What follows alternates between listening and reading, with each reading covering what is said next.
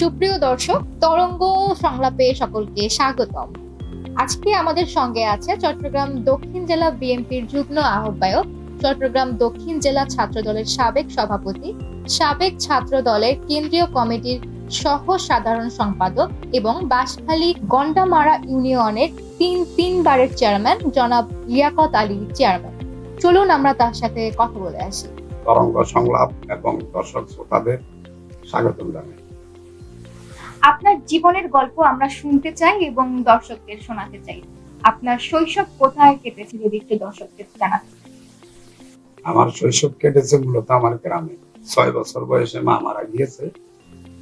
তা 1985 সালের দিকে ক্লাস 9-এ গিয়ে আমার বাবা আমাকে চট্টগ্রামের সীতাকুণ্ড উপজেলা কুমিরা হাই স্কুল, যেটাকে জেল স্কুল বলতো, সেখানে ভর্তি করিয়ে দেয়। সেখানে আমি পড়ালেখার পাশাপাশি রাজনীতিতে জড়িয়ে পড়ি। ক্লাস 9-এ থাকতে জাতীয়তাবাদী ছাত্র দলের রাজনীতিতে জড়িয়ে পড়ি এবং তখনই স্কুল কমিটির সেক্রেটারি হয়ে যাই। পরের বছর স্কুল কমিটির সভাপতি হই। 1988 সালের দিকে গিয়ে কলেজ কমিটির সেক্রেটারি হই। 1993 সালের দিকে আবার আমার এলাকায় গিয়ে বাঁশখালী উপজেলা ছাত্র দলের সভাপতি হয়ে যাই। 1999 সালে জাতীয়তাবাদী ছাত্র দল বাঁশখালী চট্টগ্রাম দক্ষিণ জেলার সভাপতি নির্বাচিত হই। 2001 সালে নাসিরউদ্দিন পিন্টু এবং শাহাবুদ্দিন লালটুর কমিটির কেন্দ্রীয় কমিটির সহ সাধারণ সম্পাদক হই। এরপরে বিশ্ববিদ্যালয়ে পড়ালেখা শেষ করার পরে আমার এলাকার মানুষের আহ্বানে এলাকায় গেলাম। এলাকায় গিয়ে জনগণের আহ্বানে চেয়ারম্যান পদে ইলেকশন করি। প্রথমবারেই আলহামদুলিল্লাহ আমি চেয়ারম্যান নির্বাচিত হই। তারপরে আপনার শেখ হাসিনা চলে আসে 2008 সালে শেষের দিকে, ডিসেম্বর 29 তারিখ 30 তারিখে নির্বাচনে। এরপর থেকে বেশ কিছুদিন এলাকায় থাকতে পারিনি, চট্টগ্রাম শহরে চলে আসি। চট্টগ্রাম শহরের কোতোয়ালি থানা, বাকুলিয়া থানা, পাঁচলাইশ থানা, বিভিন্ন রাজনৈতিক মামলাগুলোতে আমাকে হয়রানিমূলক ভাবে আসামি করা হয়। 2009 সালে আমাকে চট্টগ্রাম দক্ষিণ জেলা বিএনপির যুগ্ম আহ্বায়ক করা হয়। যখন চট্টগ্রাম উত্তর জেলা গিয়াস কাদের চৌধুরী, আসলাম চৌধুরীরা যুগ্ম আহ্বায়ক ছিলেন, চট্টগ্রাম মহানগরের ডাক্তার সাদাত, আবুল হাসান বক্কর, নাজিমউদ্দিনরা যুগ্ম আহ্বায়ক ছিলেন। চট্টগ্রাম দক্ষিণ জেলায় গাজী শাহজাহান জুয়েল, সরওয়ার জামাল নিজাম যুগ্ম আহ্বায়ক ছিলেন। সেই সময় আমাকে যুগ্ম আহ্বায়ক করা হয় ছাত্র দলের ক্যাটাগরি থেকে। আজকে 15 বছর পর আবারও আমাকে চট্টগ্রাম দক্ষিণ জেলায় যুগ্ম আহ্বায়ক করা হয়েছে। আমার সময় যারা যুগ্ম আহ্বায়ক ছিলেন সকলেই কিন্তু প্রমোশন লাভ করেছে। আমি জানি না কেন আমার প্রমোশন হলো না। আমি আমার আগের পদেই বহাল রইলাম। মাঝখানে অবশ্য আমি একটি সিন্ডিকেটের কবলে পড়ে মাঝখানে আমি বহিষ্কার হয়েছিলাম দল থেকে। তারপরেও হাসিনা বিরোধী আন্দোলন সংগ্রামে নিবিড়ভাবে নিজেকে জড়িত রেখেছিলাম। চট্টগ্রাম উত্তর দক্ষিণ মহানগরের যৌথ কর্মসূচি যেগুলো হতো, বিভাগীয় কর্মসূচি যেগুলো হতো, চট্টগ্রামের মানুষ দেখেছে, কেন্দ্রীয় এবং স্থানীয় নেতারা দেখেছে। সর্ববৃহৎ মিছিলটি কিন্তু আমি নিতাম এবং চট্টগ্রাম দক্ষিণে সবচেয়ে বেশি নির্যাতনের শিকারও আমি হয়েছি। অনেক জুলুম নির্যাতনের শিকার হয়েছি। এটা আমার রাজনৈতিক জীবনে ঘটেছে। রাজনীতির বাইরে আসলে আমার কোনো জীবন ছিল না। তাই আমার শৈশব বলেন, কৈশোর বলেন, আমার তরুণ বয়সের, টকবগে যুবক যখন ছিলাম তখন, পরিণত বয়সের, আমার আলাদা কোনো কাহিনী নেই। আমার সমস্ত কাহিনী রাজনীতি, জাতীয়তাবাদী ছাত্র দলকে নিয়ে কেটেছে, জাতীয়তাবাদী দলকে নিয়ে কেটেছে। আমার জীবনের ভিন্ন কোনো স্বপ্ন ছিল না। আমার স্বপ্ন শুধু জাতীয়তাবাদকে বাংলাদেশে প্রতিষ্ঠিত করা, শহীদ প্রেসিডেন্ট জিয়াউর রহমানের আদর্শকে প্রতিষ্ঠা করা, দেশ নেত্রী বেগম খালেদা জিয়াকে আন্দোলন সংগ্রামের মাধ্যমে মুক্ত করার মিছিলে নিজেকে নিবিড়ভাবে অংশগ্রহণ করা, নিজের লোকজন নিয়ে। যে কারণে আমি অনেক নির্যাতনের শিকার হয়েছি, অনেক জুলুমের শিকার হয়েছি।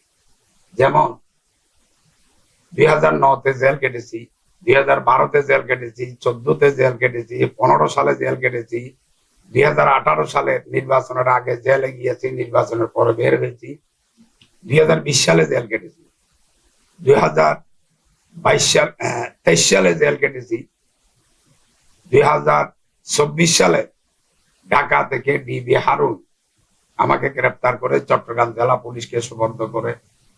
চট্টগ্রাম জেলা পুলিশ আমাকে বাঁশখালী থানায় শুইয়ে রেখে তারপরের দিন কোর্টে আমাকে চালান দিল। আমার কাছ থেকে 10টি অস্ত্র উদ্ধার হয়েছে বলে, 132 রাউন্ড গুলি উদ্ধার হয়েছে বলে, আমার বাড়ি থেকে আমি উদ্ধার করেছি দিয়েছে বলা হয়েছে, অথচ আমার বাড়িতে আমাকে নেও নাই। আমি তখন আদালতের কাছে আমি সাবমিশন দিয়েছিলাম, আমাকে যে আমার বাড়িতে নেওয়া হলো, আনা হলো, এটার কোথাও কোনো প্রকার ভিডিও আছে কিনা, অথবা থানা থেকে আমাকে বের করা হলো, থানা থেকে আমাকে ঢুকানো হলো, থানার কোনো সিসিটিভি ফুটেজ আছে কিনা, যদি থাকে আমি এটার সুষ্ঠু একটি জুডিশিয়ারি ইনকোয়ারি চাই। আর যদি না থাকে তাও আমি একটা সুষ্ঠু তদন্ত চাই। আদালত তৎকালীন ফেসিবাদের অধীনস্থ আদালত আমার সে বক্তব্য শুনে নাই, আমাকে উল্টো 7 দিনের রিমান্ড দিয়েছে, অমানসিক টর্চার করেছে, রিমান্ডের পর রিমান্ড, মামলা একটা থেকে জামিন হলে আরেকটা, সেটা থেকে জামিন হলে আরেকটা, বারবার জেল গেট থেকে আমাকে সোনারেস্ট করে আবার পাঠানো হয়। আমাকে যখন 2023 সালে জেলে রাখা হয়, আমার 2 যমজ সন্তান বর্তমানে চিটং ক্যান্টনমেন্ট পাবলিক কলেজে পড়ে, তারা এসএসসি পরীক্ষা দিছে। আমার হাতে করা, পায়ে ডান্ডা বেরি, এগুলো দেখেই আমার ছেলেগুলো পরীক্ষা দিতে যায়। 2024-এ যখন আমাকে জেলে রাখা হয়, তখন আমার হাতে পায়ে করা এবং ডান্ডা বেরি। আমার একমাত্র মেয়ে ইন্টারমিডিয়েট পরীক্ষা দিচ্ছে, আমার এই দৃশ্য দেখে সে পরীক্ষা দিতে গেছে। সবচেয়ে একটি মর্মান্তিক ঘটনা, একদিন প্রিজন ভ্যান আমাকে তোলার সময় আমার ছোট ছেলেটা ক্লাস 3-তে পড়ে, চিটং গ্রামার স্কুলে ইংলিশ মিডিয়ামে পড়ে, ব্রিটিশ কারিকুলাম। সে একদিকে টানতেছে, পুলিশ একদিকে টানতেছে। আমার ছেলে পুলিশকে বলতেছে, পুলিশ আঙ্কেল, আমার বাবাকে তো অনেকদিন জেলে রেখেছেন, আবার একটু ছেড়ে দেন না। পুলিশরাও তো মানুষ, এরা বলতেছে, বাবা এটা তো জজ সাহেবকে ছাড়তে হবে, আমরা ছাড়তে পারি। আমার ছেলে বলতেছে, আঙ্কেল জজ সাহেবকে একটু বলে আমার বাবাকে ছেড়ে দেন। সেদিন আমি কিভাবে যে ওই পরিস্থিতিটা মোকাবেলা করছিলাম আমি জানি না, এখনো যদি আমার মনে পড়ে আমার কলিজা চৌচির হয়ে যায়। আমার সবচেয়ে আদরের সন্তান, সে একদিকে টানতেছে, পুলিশ একদিকে টানতেছে। গাড়িতে যখন আমাকে তোলা হয়, দরজা যখন বন্ধ করে তোলা হয়, প্রিজন ভ্যানে কিন্তু ওই পুলিশরা হাউ মাউ করে কেঁদে উঠছে আমার ছেলের কথাটা মনে করে। তো আজকে 16 বছর আগে আমি দক্ষিণ জেলা বিএনপির যুগ্ম আহ্বায়ক ছিলাম। সেই সময় চট্টগ্রাম দক্ষিণ জেলা, বাঁশখালী এবং উত্তর জেলায় যারা জয়েন্ট কনভেনর ছিলেন, সকলেই কেউ জাতীয় কমিটির ভাইস চেয়ারম্যান, কেউ উপদেষ্টা, কেউ যুগ্ম মহাসচিব, কেউ জেলার সভাপতি, কেউ নগরের সভাপতি, কেউ নির্বাহী কমিটির মেম্বার, এক একজন এক এক পজিশনে। আমাকে কিন্তু যুগ্ম আহ্বায়কে রেখে দেওয়া হয়েছে। কেন রেখে দেওয়া হয়েছে আমি জানি না, হয়তো আমার ত্যাগ, আমার শ্রম, আমার মিছিল মিটিং অংশগ্রহণ আমার মনে হয় দলের জন্য যথেষ্ট ছিল না, সেজন্য আমার প্রমোশন হয়নি। তবে আমার নেতা, আগামীর মডার্ন বাংলাদেশের স্বপ্নদ্রষ্টা শহীদ রাষ্ট্রপতি জিয়াউর রহমান এবং দেশনেত্রী বেগম খালেদা জিয়ার সুযোগ্য উত্তরসূরি মজলুম নেতা তারেক রহমানের কাছে আমার একটি আবেদন থাকবে। প্রিয় নেতা, চট্টগ্রাম দক্ষিণ জেলা আমরা যে 5 জনকে দায়িত্ব দেওয়া হয়েছে আহ্বায়ক, যুগ্ম আহ্বায়ক, সদস্য সচিব হিসাবে, আমাদের কাকে কোন ক্রাইটেরিয়া থেকে দেওয়া হয়েছে, কোন ক্যাটাগরি থেকে কে এসেছি আমরা, আমাদের কার কয়টি মামলা আছে, কে কতদিন জেল কেটেছি, আমাদের কার কি রকম কন্ট্রিবিউশন দলে,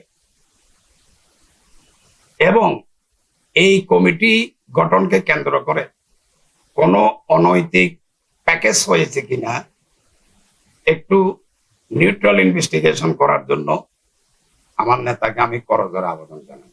স্যার, এই যে আপনার রাজনৈতিক জীবনে এত চড়াই উতরাই, আওয়ামী লীগের এত নির্যাতনের শিকার, হ্যাঁ, তারপর পরিবারের সকলেও আপনার এগুলোর সম্মুখীন হয়েছে, তো কখনো কি মনে হয়নি আপনার যে আপনি রাজনীতি ছেড়ে দিবেন? প্রশ্নই ওঠে না। রাজনীতি যার রক্তের সাথে মিশে যায় সে রাজনীতি থেকে বের হতে পারে না। আমার উপর নির্যাতনের কারণ হচ্ছে 2017 সালে ইউপি নির্বাচনে আমি দানেশের নিয়ে ইলেকশন করেছি। সারা বাংলাদেশের নৌকা পাহাড়ের উপর দিয়ে চলেছে, আমার এলাকায় নৌকা খালে পানি পায় না। এখন যদি কুইজ কোয়েশ্চন করেন বাংলাদেশে কোথায় নৌকা জামানত হারিয়েছে, তখন জবাব আসবে চট্টগ্রাম জেলার বাঁশখালী উপজেলার গন্ডামারা ইউনিয়ন, তাও আবার দানের শীষের হাতে। আমি দানের শীষ নিয়ে ইলেকশন করেছি, আমার হাতে নৌকা জামানত হারিয়েছে। এই কারণে তৎকালীন সরকার আমার উপর ক্ষুব্ধ হয়ে 2018 সালে আমার বিরুদ্ধে আওয়ামী লীগ সরকার রাষ্ট্রদ্রোহ মামলা দিয়েছে। শেখ মুজিবকে আমি গালি দিয়েছি বলে মিথ্যা অপবাদ দিই।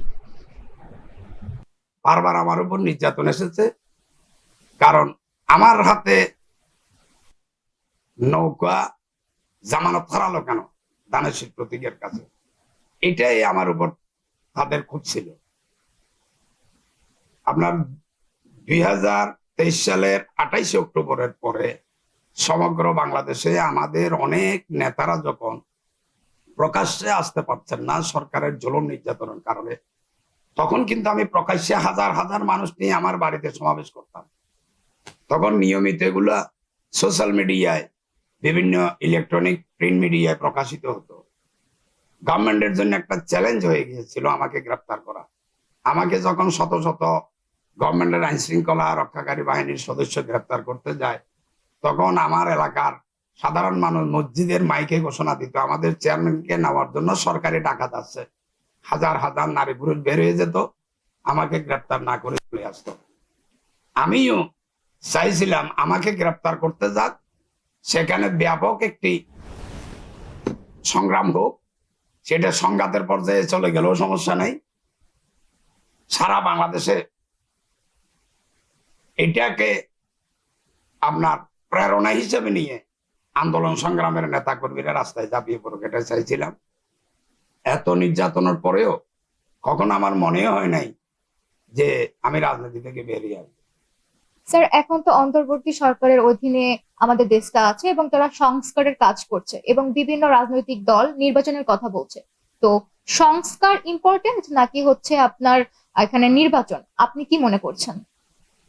ফেসিবাদী সরকার 15-16 বছর দেশের উপর জগদ্দল পাথরের মতো চেপে বসে যা অনিয়ম, অন্যায়, জুলুম নির্যাতন করেছে, সেগুলোর অবশ্যই বিচার হওয়া দরকার।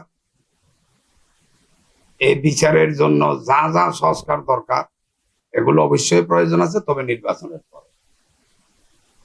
যেমন যাদের নির্বাচন করে ক্ষমতায় আসতে হয়, জনগণের কাছে যেতে হয়, এরা যা ইচ্ছা তা করতে পারে না জনগণের সাথে।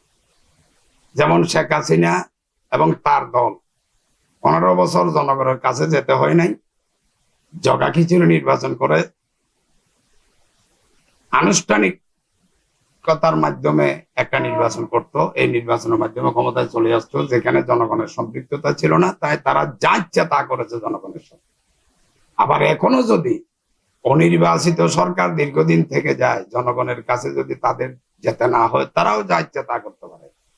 তাই কার্যকর সংস্কারের জন্য বাংলাদেশের সর্বপেশার মানুষের, সর্বসাধারণের ম্যান্ডেটের মাধ্যমে একটি সরকার প্রতিষ্ঠিত হবে। সেই সরকারই সংস্কার করবে, সেই সরকারই বিচার করবে, সেই সরকারই দেশের ভবিষ্যৎ প্রণয়নের জন্য কর্মসূচি গ্রহণ করবে।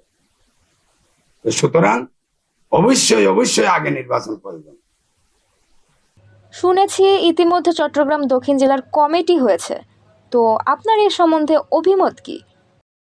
আমি তো আজকে 40 বছর ধরে যে রাজনীতির সাথে সম্পৃক্ত, সেই রাজনৈতিক দলের কমিটি যেমনই হোক আমাকে স্বাগত জানাতে হবে।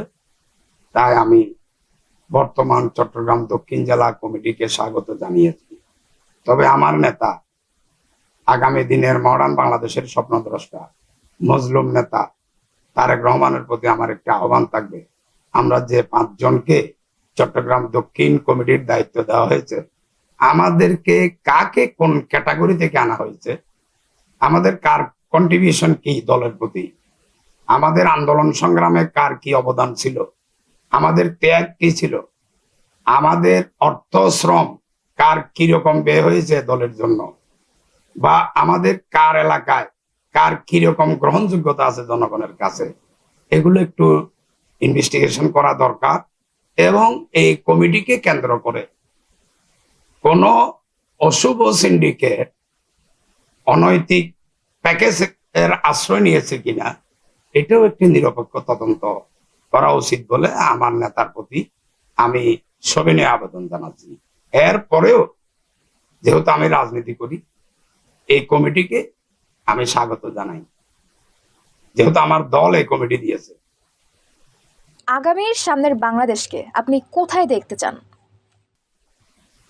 সামনের বাংলাদেশকে আমি দেখতে চাই মূলত আমার নেতা শহীদ প্রেসিডেন্ট জিয়াউর রহমানের যে স্বপ্ন ছিল সেই স্বপ্ন বাস্তবায়ন করতে চাই।